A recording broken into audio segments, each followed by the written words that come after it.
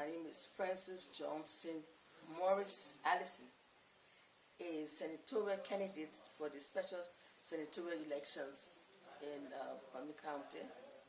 I hail from this county originally. I am from the Cllr district, Minor Klein. My father was a former Klein chief. I went to school also in the county at the Sewing Industrial Academy. I have vast experience in government. I have worked in the two branches of government. Now I'm aspiring to go to the third branch, which is the legislature. I just left my last portfolio was the Liberia Anti-Corruption Commission. I served as executive chairperson. Before then, I was Minister of Commerce and Industry. Before that time, I was Justice Minister and Attorney General. Before that, I was chairman of the National Elections Commission, and so on and so forth. But my interest in running for the Senate for Burma this time was prompted by what I consider the misgovernance, misrule of our county. And I think that I have the requisite qualities, qualifications, and character to represent our people. I think I will make a very good steward of the affairs of our county. I'm running, of course, on a 6-pillar platform. If you care, I can share with you some of the areas of the platform. The first area is transparency and accountability. Our county is endowed with many resources, natural and otherwise. But if you look at our county, we've been here for the first time. You see that the county is not what it should be. It's not looking like what it should look like. It is poor. It is grossly underdeveloped. It doesn't look like this is our capital, Tottenberg. If you look at Tottenberg, it looks like a town. In some countries on our in the sub-region, this place cannot even qualify to be a city. Doesn't qualify to be a city. So looking at these things, I think I attribute this underdevelopment, this lack of development, to governance issues. Because with the resources we have, if the resources were being utilized properly in the right way for them to have impact on the lives of the people, this place would not look like the people would not be living in this kind of abject poverty. So I think leadership is very important. Selfless leadership that is accountable, that is transparent.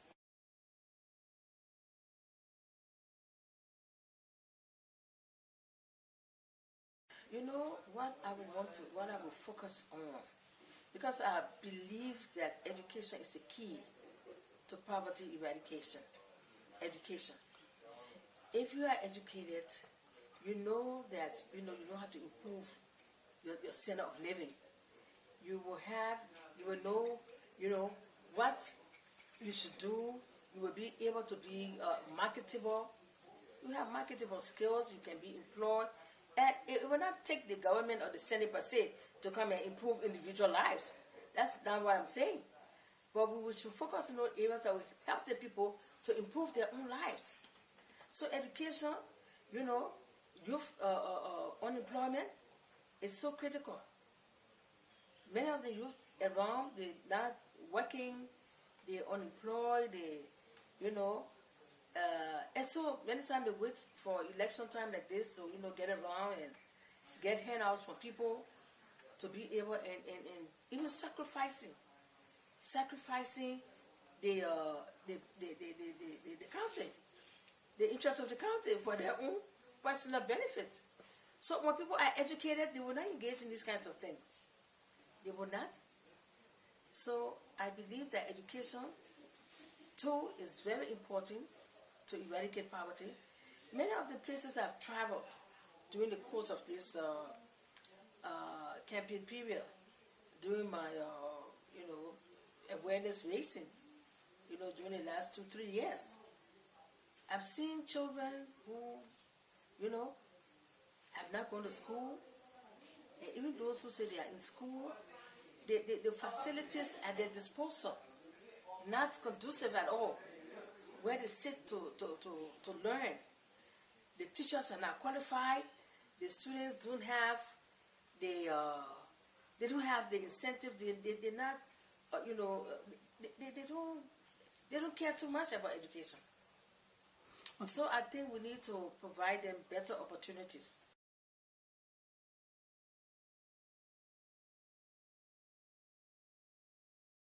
There are challenges, there are problems, obstacles.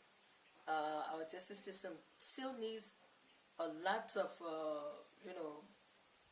it needs a lot of injection of, you know, character, integrity. You take a case to somebody, the facts are there, but many times the facts and the law do not determine the outcome. So that is frustrating. Things play, people interfere with the justice system. So, people who are aggrieved go to the court and you tell the person, go bring money so we can go for the man who stole your this or who, beat your wife or who did this. And if the person does not have money, this is what affects access to justice. The cost associated with it. If I am aggrieved, I go to court, I expect that everything will be done, to adjudicate my case, my matter. And not to come back to me and tell me, bring money so we can go and bring the witnesses or bring money so we can go and arrest the person. That should not be. That means that our justice system needs to be funded more. You cannot expect the aggrieved. You can't punish him twice.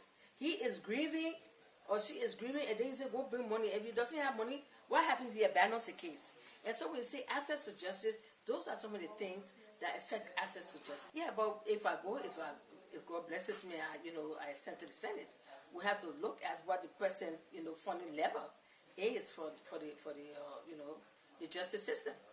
The police, the prosecution arm, we have to look at those things to see how we can make adjustment.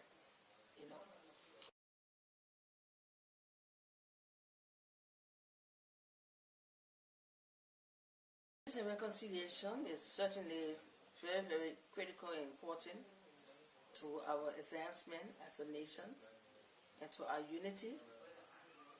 If people still feel that, we are not sufficiently reconciled, and obviously, people don't feel that, we are reconciled, because you see some of the perpetrators of the greatest crimes, being, they are at the helm of power. So do you think that those who were victims of those people, do you think that they will ever feel reconciled with those people? So in short, what I can say is that, there can be no peace and reconciliation without justice. When justice is not served, people will not feel, comfortable to deal with their fellow citizens, especially those who have,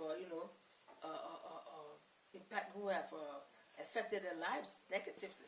There should be not necessarily retribution. There should be justice is not necessarily you got to grab the person and put him in jail.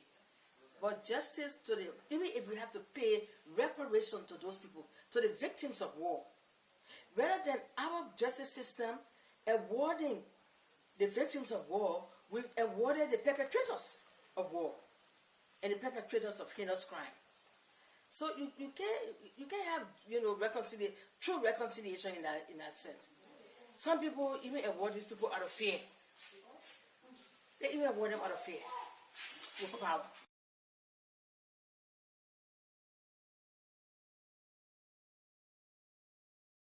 I think that the healthcare workers and the healthcare really were able to see the weakness in our healthcare system as a result of this Ebola virus.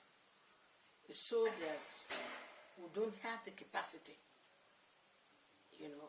This Ebola thing just exposed the vulnerability of the system, the brokenness of the system, so that there is need to take some strategic measures, some, if you may, affirmative measures to address this, because you cannot lead a sick people.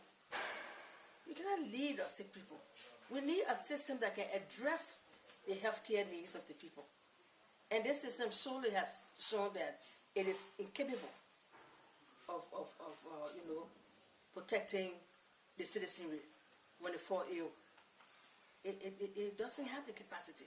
So we will definitely need to look at that. The care workers who put themselves, on the line, who make personal sacrifices, like in the case of the Ebola thing, many care workers died. Somebody, an in-law of mine died. Young, promising adolescent woman. She died as a result working at a private clinic. She died as a result of the Ebola virus. So these kinds of people, healthcare workers should be, their needs should be catered to. They should be adequately, compensated and given incentives so that, I'm not saying that when given incentives they can die. No, but at least if something like that, untoward happens to them, at least the family, the children they leave behind will be taken care of. So we need to do something with our healthcare system.